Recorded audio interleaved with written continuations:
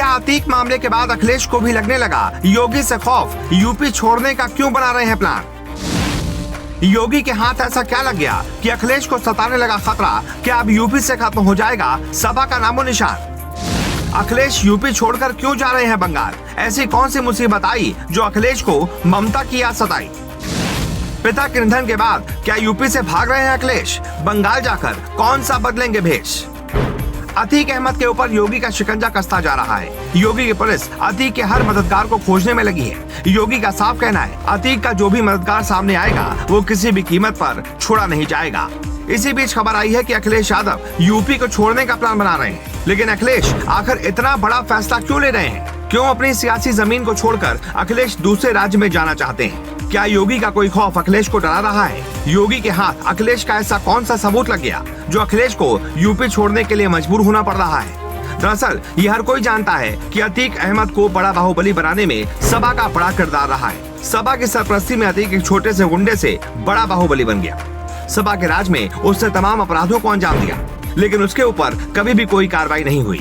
लेकिन अब जब सूबे में योगी सरकार है और अतीक पर शिकंजा कसता जा रहा है तो अखिलेश को भी डर सताने लगा है। वैसे भी योगी यूपी विधानसभा में अखिलेश से ये साफ कर चुके हैं, अपराधियों को मिट्टी में मिला दिया जाएगा। योगी की चेतावनी के बाद अतीक के साथ साथ अखिलेश भी डर के साए में है। खबर है कि अतीक मामले के बाद यूपी में सपा की छवि को झटका लगा है।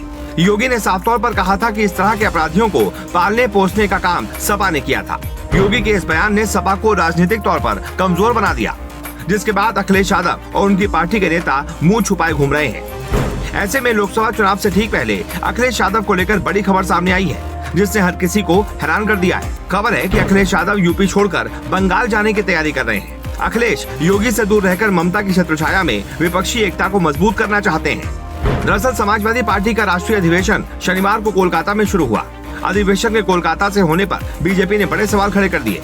इसके अलावा कुछ ऐसे नेताओं के बयान आए जिसके बाद चर्चा शुरू हो गई कि क्या अखिलेश यादव कोलकाता से लोकसभा चुनाव लड़ेंगे।